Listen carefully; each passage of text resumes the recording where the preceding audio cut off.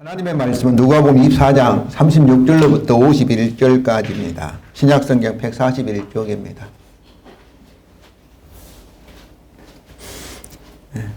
하나님의 말씀은 누가복음 24장 36절로부터 51절까지입니다. 누가복음 24장 36절로부터 51절까지를 제가 읽겠습니다. 이 말을 할 때에 예수께서 친히 그들 가운데 서서 이르시되 너희에게 평강이 있을지어다 하시니 그들이 놀라고 무서워하여 그 보는 것을 영으로 생각하는지라. 예수께서 이르시되 어찌하여 두려워하며 어찌하여 마음에 의심이 일어나느냐. 내 손과 발을 보고 나인 줄 알라. 또 나를 만져보라. 영은 살과 뼈가 없으되 너희 보는 바와 같이 나는 있느니라. 이 말씀을 하시고 손과 발을 보이시나 그들이 너무 기쁨으로 아직도 믿지 못하고 놀랍게 여길 때에 이르시되 여기 무슨 먹을 것이 있느냐 하시니 이에 구운 생선 한 토막을 드리니 받으사 그 앞에서 잡수시더라. 또 이르시되 내가 너희와 함께 있을 때에 너희에게 말한 바 곧 모세의 율법과 선지자의 글과 시편의 나를 가리켜 기록된 모든 것이 이루어져야 하리라 한 말이 이것이라 하시고 이에 그들의 마음을 열어 성경을 깨닫게 하시고 또 이르시되 이같이 그리스도가 고난을 받고 제3일에 죽은 자 가운데서 살아날 것과 또 그의 이름으로 제3을 받게 하는 회개가 예루살렘에서 시작하여 모든 족속에게 전파될 것이 기록되었으니 너희는 이 모든 일의 증인이라. 볼지어다 내가 내 아버지께 약속하신 것을 너희에게 보내리니 너희는 유로부터 능력으로 입혀질 때까지 이 성에 머물러 있으라 하시니라. 머물라 하시니라. 예수께서 그들을 데리고 베다니 앞까지 나가사 손을 들어 그들에게 축복하시더니 축복하실 때 그들을 떠나 하늘로 올려지시니 그들이 그에게 경배하고 큰 기쁨으로 예루살렘에 돌아가 늘 성전에서 하나님을 찬송하니라. 아멘. 우리에게 죽음이 없다면 우리에게 무슨 일이 일어나겠습니까? 코로나19 바이러스도 두려워할 필요 없이 우리가 자유롭게 살 수 있겠지요. 세상에 있는 모든 문제들은 거의 죽음과 관계가 있습니다. 그 코로나에 대한 이 두려움은 죽음에 대한 두려움이지요. 모든 두려움은 대부분 죽음에 대한 두려움입니다. 죽음이 없다면 모든 문제들, 질병이나 또 인재나 자연재해 등도 두려워할 필요도 없을 것입니다. 죽음이 없다면 병원도 없겠지요. 그렇지 않겠어요? 이처럼 이 세상에서 가장 근본적이고 추하고 더러운 악은 죽음입니다. 이런 의미에서 사도 바울은 이 세상을 악한 세대라고 갈라디아서 1장 4절에서 말하고 있습니다. 아무리 과학이 발달하여도 여전히 죽음이라는 썩어짐을 향해서 두려움과 탄식 속에서 우리가 끌려가고 있는 악한 세상입니다. 죽음을 두려워하는 것은 현대인 우리들뿐만 아니라 옛날 사람들도 예수님의 제자들도 마찬가지였습니다. 그들은 예수님과 함께 있을 때 죽을지언정 예수님을 부인하지 않겠다고 다짐했지만은 예수님이 잡혀가시자 그들은 다 예수님을 버리고 도망을 하였습니다. 마가복음 14장 51절과 52절에 보면은 어떤 제자는 심지어 벗은 몸으로 도망을 하였습니다. 그들도 죽음에 대한 강한 공포를 느꼈기 때문입니다. 마침내 예수님께서 십자가에서 큰 소리를 지르시고 돌아가셨습니다. 예수님을 사랑했던 제자들, 3년 동안 예수님과 함께 동락했던 제자들은 예수님의 장례식에도 참여하지 못하였습니다. 그들 대신에 아리마대 요셉이라는 사람이 자기의 빈 무덤에 예수님을 장사하였습니다. 그때 제자들은 어디에 있었을까요? 그들은 함께 모여 공포에 떨고 있었습니다. 그들은 안식 후 첫날 새벽에 무덤에 갔던 여자들이 예수님의 시체를 보지 못하였고 예수님이 살아나셨다는 천사의 말을 들었다는 여자들의 말을 듣고도 그것을 허탄한 것으로 여기고 믿지 아니하였습니다. 베드로가 직접 무덤에 가서 여자의 말과 같음을 확인하고도 믿지 못하면서 이상하게 생각을 했습니다. 심지어 부활하신 주님이 베드로에게 보이셨다는 것과 그리고 엠마오에서 급히 돌아온 제자들의 이야기를 듣고서도 그들은 예수님의 부활을 믿지 못하였습니다. 하다못해 주님이 3일 후에 살아나신다고 하셨지 정말일까? 라는 생각조차도 하지 못하면서 두려움에 떨고 있었습니다. 우리는 우리가 읽은 오늘 본문에서 이것을 확인할 수 있습니다. 부활의 주님이 그들에게 나타나 너에게 평강이 있을지어다고 인사합니다. 그들의 반응이 무엇입니까? 37절이죠. 그들이 놀라고 무서워하여 그 보는 것을 영으로 생각하는지라. 그들은 보는 것을 영으로, 즉 영에 대한 환영으로 생각을 하였습니다. 예수님의 반복된 예고에도 불구하고 그들은 예수님의 부활을 조금도 기대하거나 생각하지 않았기 때문입니다. 환영이란 어떤 사람이 자신만의 정신적 이미지를 만들어내는 것입니다. 그러므로 여러 사람이 동일한 환영을 볼 수가 없습니다. 환영은 일반적으로 그 사람의 삶을 바꾸지 못합니다. 왜냐하면 환영은 실제가 아니고 또 다른 사람들이 자기가 보았던 그 환영을 보지 못하기 때문입니다. 부활의 주님은 그들이 직접 보면서도 자신의 부활을 믿지 못함을 책망하십니다. 38절부터 39절이죠. 예수께 이르시되 어찌하여 두려워하며 어찌하여 마음에 의심이 일어나느냐. 내 손과 발을 보고 나인 줄 알라. 또 나를 만져보라. 영은 살과 뼈가 없으되 너희 보는 바와 같이 나는 있느니라. 주님의 말씀대로 부활하신 주님의 못자국에 상처가 난 손과 발을 보았고 심지어 만져본 제자들은 믿었습니까?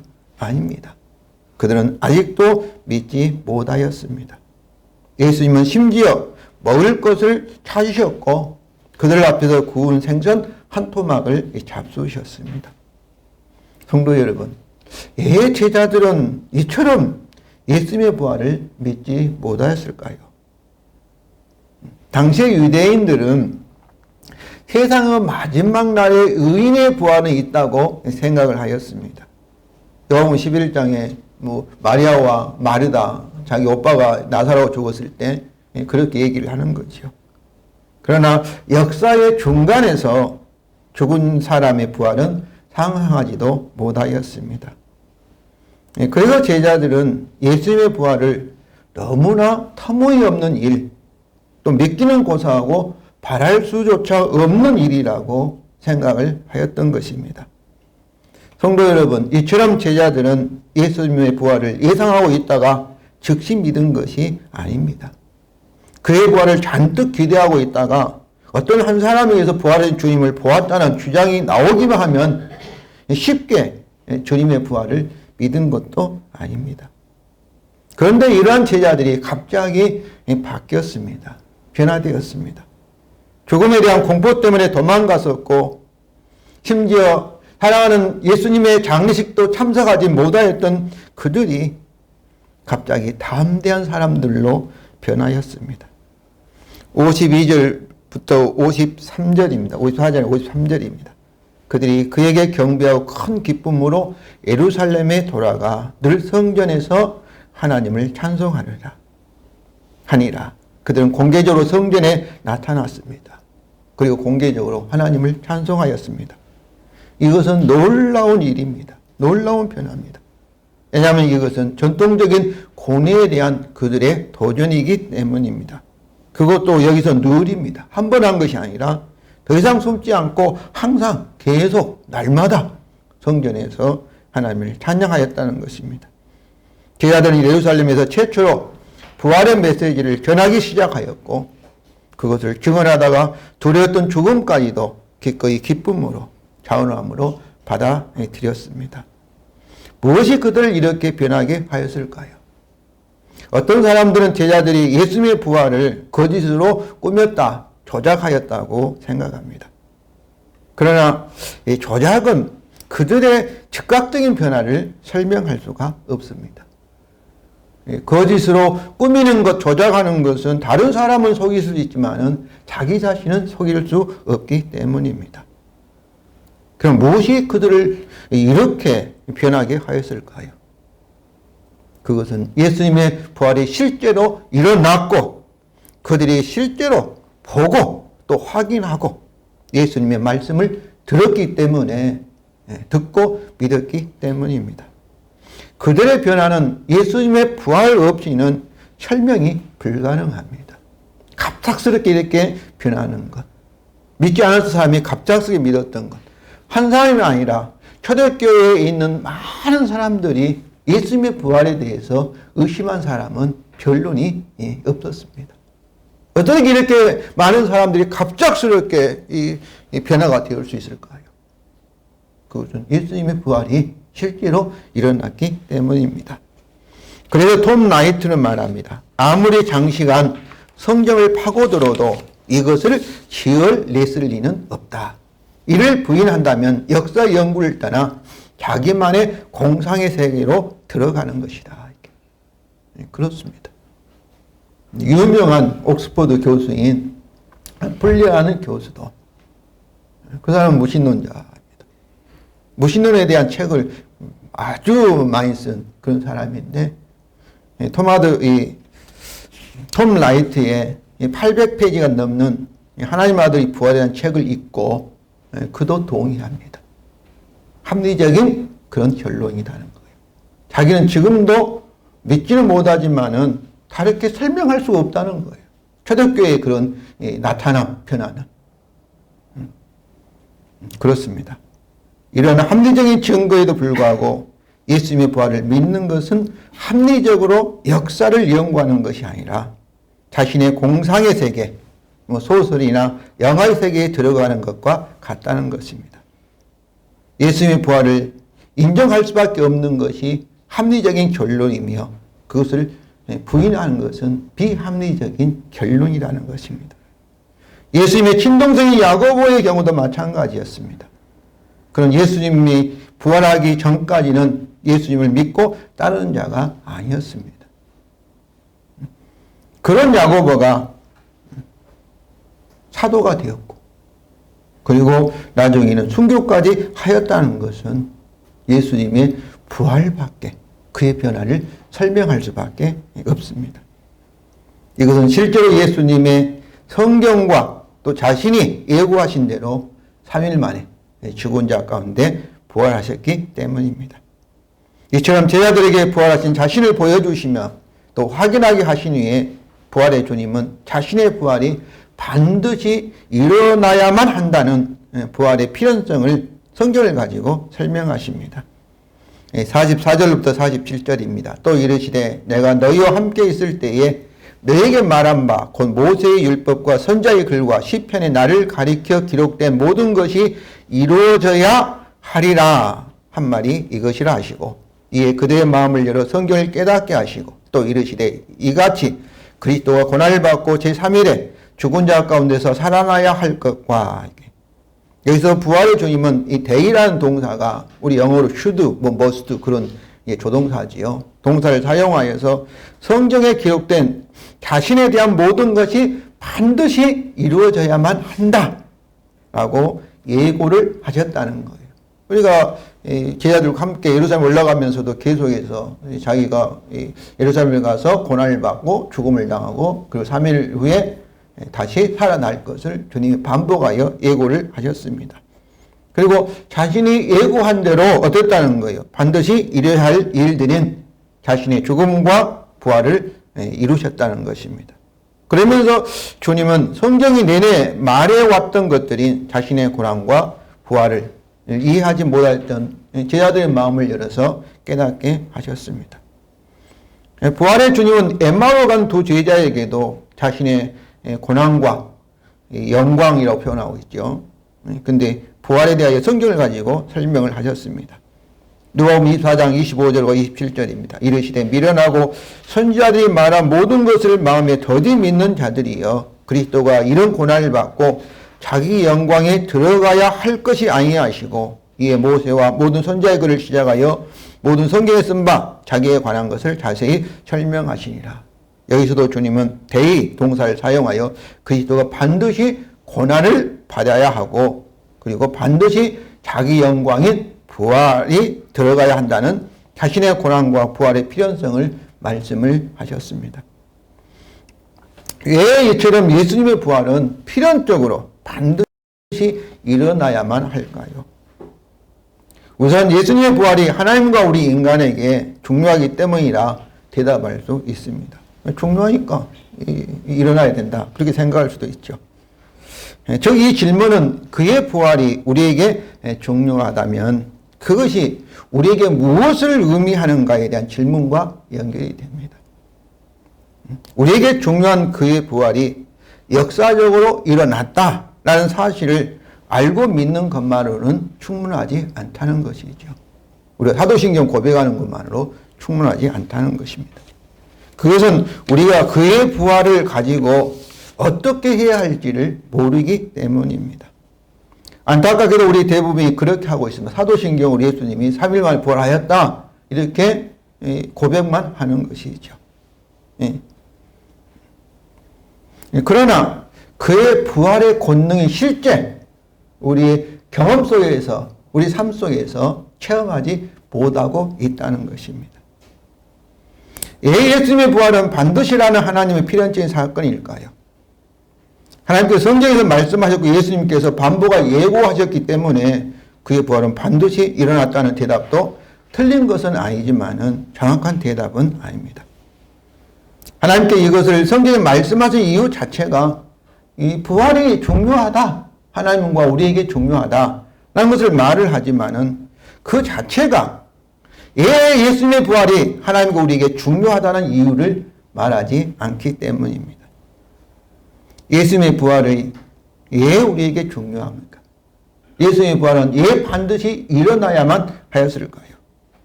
왜냐하면 예수님의 부활이 하나님께서 세상을 창조할 때 아담과 맺은 언약의 목적이기 때문에 그렇습니다.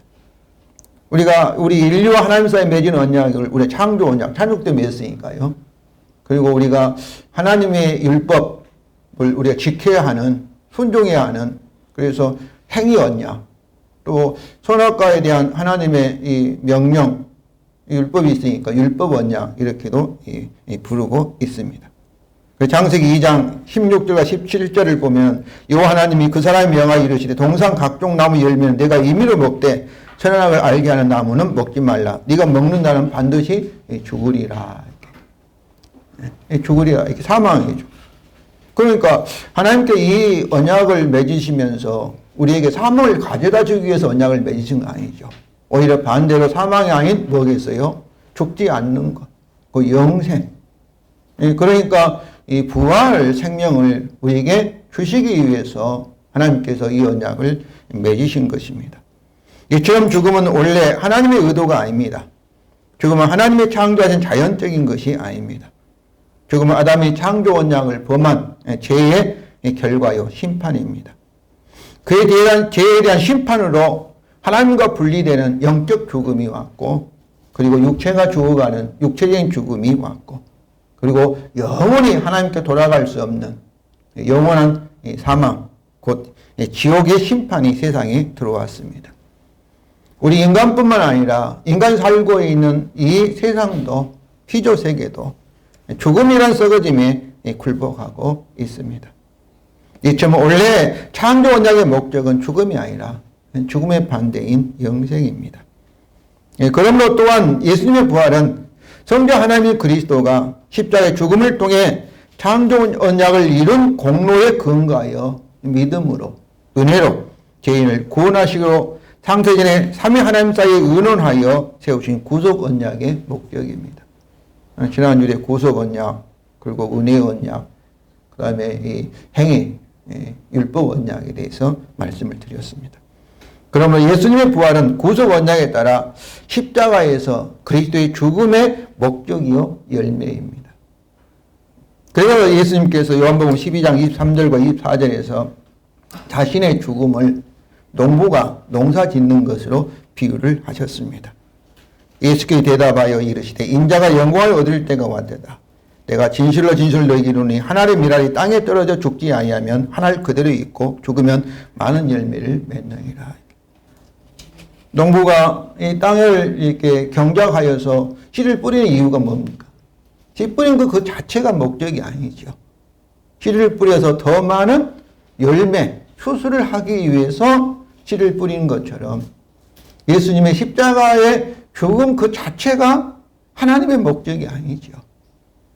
십자가의 죽음을 통해서 창조 언약을 다 완성하여 창조 언약의 목적대로 우리에게 부활의 생명을 주시는 것이 바로 이 목적이라는 것이죠. 그렇습니다. 예수님이 부활하셨기에 예수님이 성경에서 말씀한 이스라엘의 그리스도이심이 입증되었고 예수님이 성경에서 말씀한 이스라엘 그리스도로서 구속 언약에 따라 십자가의 죽음으로 창조 언약을 이루셨고 이 언약에 따라 부활하심으로 그리스도는 이스라엘과 세상의 주가 되었습니다. 곧 온 하늘과 땅을 다스리는 정복하는 그런 주임이 되신 것이죠. 그래서 로마서 1장 2절과 4절입니다. 이보고 하나님의 선지자를 통하여 그 아들에 관하여 성경에 미리 약속하신 것이라. 그 아들에 관하여 말하면 육신은 다시 형통이 나셨고 성경에 죽은 자 가운데 부활하사 능력을 하나님 아들로 선포되었으니 곧 우리 주 예수 그리스도시니라. 그 예수님의 부활하신 주님을 예수님을 뭐로 만든 거예요? 하나님을 대신하는 하나님의 아들로서 하나님이 통치하시는 다스리는 하늘과 땅의 주님이 되게 하셨다. 주님이 하늘과 땅을 다스리는 왕이 되게 하셨다. 부활이 이것을 말하는 것이죠. 이처럼 예수님의 부활은 자신을 아담이 실패한 창조 언약의 사명, 즉 하나님을 대신하여 하나님의 아들로서 세상을 통치하는 주로 임명되게 하신 것입니다. 이처럼 예수님의 부활은 창조 언약과 구속 언약의 목적의 성취입니다. 또 하나님의 창조의 완성이기에 예수님의 부활은 영과 육의 전인적 부활이며 피조세계까지 피조세계 변화하여 새하늘과 새 땅을 포함하는 그 우주적인 부활이라 이렇게 볼 수 있습니다. 그래서 47절입니다. 우리가 예수님의 부활을 육체적인 부활만 강조하는데 실제로는 예수님은 무엇도 들어있어요. 하나님과 분리되어서 다시 부활하셔서 하나님과 이렇게 연결되는 영의 부활도 예수님의 부활 속에 포함이 되어 있는 것이죠. 죄가 인한 것 가져온 저주와 사망에서 완전히 회복되는 부활이 포함되어 있으니까. 현대인들이 우리의 부활을 믿지 못하기 때문에 예수님이 몸의 부활, 육체 부활만을 우리가 강조하는데 그 속에는 무슨 부활도 포함이 있어요. 제 십자가에서 죄로 인해 하나님과 분리되는 영적 죽음도 포함했는데 바로 다시 하나님과 연결되는 영의 부활도 예수 속에 포함이 되어 있는 것입니다. 그래서 47절입니다. 또 그의 이름으로 제사함을 받게 하는 회개가 예루살렘에서 시작하여 모든 족속에 전파될 것이 기록되었다고 말씀합니다. 그래서 그의 이름은 십자가의 속량의 죽음을 당하시고 3일을 부활하신 주님의 이름으로입니다. 그러므로 그의 이름을 전파하는 회개의 복음은 십자가의 죽음으로 제사함을 받게 할 뿐만 아니라 그의 부활로 하나님의 나라를 가져오게 하였습니다. 그래서 마태복음 4장 17절입니다. 이때부터 예수께 비로소 전파에 이르시되 회개하라 천국이 가까워 왔느니라. 바로 천국은 예수님의 십자가의 죽음과 부활 사건으로 이제 천국이 이 세상에 임하게 되었다. 이런 말씀이죠. 이처럼 예수님의 죽음과 부활은 제 결과인 사망을 정복하고 죽음이 없는 부활의 천국을 임하게 하신 것입니다. 그래서 누가복음 예수님의 부활을 사망의 세상에서 해방되는 누가복음 31절에서는 별세, 엑소도스, 출애굽이 있죠. 또 9장 51절은 승천, 여기서도 엑소도스라는 단어를 쓰죠. 그리고 24장 26절은 영광이라고 말합니다. 어둠의 이 세상으로부터 해방되어서 그리고 영광의 세계로 들어가셨다. 부활의 세계에 들어가셨다. 이런 말씀이죠. 이처럼 그의 부활은 미래 하나님 나라를 현재로 가져오는 사건입니다. 예수님의 십자가 사건 심판이잖아요. 우리가 마지막 날에 받을 심판을 바로 예수님이 십자가에서 주님이 우리를 대신해 먼저 받으신 것이죠. 미래 사건이 현재 속으로 침입해 온 사건들이 예수님의 십자가와 부활 사건입니다. 그래서 이것을 우리가 종말론적 사건이다. 미래에 일어날 사건이 지금 시작되었다. 그런 말씀이죠. 그러므로 예수님의 부활은 장차 사망이 멸망하고 피조 세계가 완전히 재창조되어 하나님 나라가 완성될 새하늘과 새 땅이 될 마지막 사건에 대한 계약금이자 그리고 첫 열매, 첫 납부금이다. 이렇게 말하고 있습니다. 로마서 8장 23절입니다. 우리 곧 성령의 처음 익은 열매, 예수님의 부활이죠. 를 받은 우리까지도 속으로 탄식하여 양자될 것, 곧 우리 몸의 속량을 기다리니라. 고린도전서 15장 20절과 21절입니다. 이제 그리스도 죽은 자 가운데 다시 살아나사 잠자는 자들, 잠자는 우리들, 죽은 자들이죠. 첫 열매가 되셨도다. 사망이 한 사람으로 말미암았으나 죽은 자의 부활도 한 사람으로 말미암는도다. 이처럼 그의 부활은 우리 미래의 부활을 보증하는 첫 열매요. 그리고 계약금이요. 첫 납부금입니다. 현재 우리는 세상 사람이 알지 못한, 세상 사람이 가지고 있지 않는 우리는 부활의 생명, 부활의 능력을 실제로 경험하고 있습니다. 계약금을 생각해 보세요. 계약금은 쓰라고 주는 것이지 주어진 것이 그대로 가지고 있으라고 주어진 것만은 아닙니다. 그래서 우리는 우리에게 주어진 계약금을 사용하듯이 주님의 부활의 권능을 사용할 수 있고 사용을 하여야만 합니다. 그래서 부활의 주님은 제자들에게 부활의 복음을 증거하는 사명을 주시고 성령과 부활의 능력을 약속하십니다. 48절과 49절입니다. 너희는 이 모든 일의 증인이라. 볼지어다 내가 내 아버지께서 약속하신 것, 그 약속의 성령이죠. 너희에게 보내리니 너희는 이로부터 성령을 통하여 능력을 입혀질 때까지 이 성에 머물러라 하시니라. 그러니까 우리가 성령으로 죽었던 영혼이 살아나는 것도 이것을 이제 현재 부활이라 이렇게 말하고 있습니다. 성령은 우리의 미래 기업의 보증이며 현재 우리에게 나타나는 부활의 새 생명이며 부활의 능력입니다. 그래서 바울은 자신이 그리스도의 부활의 권능을 경험하기를 원하였고 빌립보 3장 10절에 보면은 그리스도와 그의 부활의 권능과 고난을 알기를 원한다. 이렇게 얘기하고 있습니다. 그리고 성도들도 어때요? 에베소 성도를 위해서 기도하는데 무엇을 위해 기도해? 19절에서 그의 예수 그리스도 안에서 역사하심과 동일한 하나님의 능력이 믿는 너희에게 나타난 하나님의 능력이 얼마나 크고 놀라운가를 알기를 이렇게 간구하였습니다. 기도하였습니다. 그리고 바울은 부활의 능력이 이미 복음을 믿는 우리 안에 있어 나타나고 있다고 하였습니다. 고린도서 4장 6절부터 11절입니다. 4장 어두운 데 빛이 빛이라 말씀하셨던 그 하나님께서 예수 그리스도 얼굴에 있는 하나님의 영광을 아는 빛을 우리 마음에 비추셨느니라. 그 결과 이 보배를 질그릇 같은 죽을 육체에 우리 안에 가졌으니 이는 힘이 큰 능이 하나님께 있고 우리에게 있지 아니함을 알게 하려 함이라. 우리가 사방으로 우회쌈을 당하여 쌓이지 아니하며 답답이를 당하여 낙심하지 아니하며 박해를 받아도 버림받지 아니하며 거꾸리됨을 당하여도 망하지 아니하고 우리가 항상 예수의 죽음을 몸에 짊어지며 예수의 생명이 부활 생명이죠. 또한 우리 몸에 나타나게 하려 합니다. 또 살아있는 자가 항상 예수를 위하여 죽음을 넘겨지면 예수의 생명 또한 우리 죽을 육체에 나타나게 하려 합니다. 우리 안에 예수의 부활의 생명이 새 생명이 나타나 있다는 것이죠. 그리고 바울 자신이 이 부활의 능력을 경험하고 있다고 고백합니다. 고린도서 12장 9절부터 10절입니다. 나에게 이르시되 내 은혜가 내게 족하도다. 이는 내 능력이 약한 데서 온전해짐이라 하신지라. 그러면 도리어 크게 기뻐함으로 나의 여러 약한 것들에 대하여 자랑하리니 이는 그리스도의 능력이 내게 머물게 하려 합니다. 그러면 내가 그리스도를 위하여 약한 것들과 능력과 궁핍과 박해와 공고를 기뻐하는 이는 내가 약한 그때에 부활의 능력이 나타나니까 강함이라는 것이죠. 바울이 약한 것들, 즉 질병과 능력과 궁핍과 박해와 공고 등 심지어 죽음을 경험할 그때에 하나님께서 성령을 통하여서 부활의 능력을 자신에게 나타내신다는 것입니다. 그래서 바울은 내가 약한 그때에 우리는 약하나 질것 같으나 그럼 우리 안에 있는 하나님의 부활의 생명이 나타난다는 거예요.